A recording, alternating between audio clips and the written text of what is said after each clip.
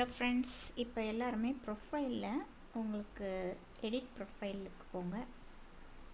Edit ப்ரொஃபைலில் அவங்களோட nominee detail, அப்புறம் வந்துட்டு BP20, அதாவது பிவிசி மெட்டா. இது வந்து BP20 USDT, BP20 PVC meta. எது வேணுமோ நீங்கள் அப்படி எடுத்துக்கலாம். அல்லது பேங்க்குக்கு வேணும்னா பேங்க் அக்கௌண்ட்டு இதெல்லாமே ஃபில் பண்ணிவிட்டு அப்டேட் ப்ரொஃபைல் கொடுத்துருங்க. கொடுத்துட்டு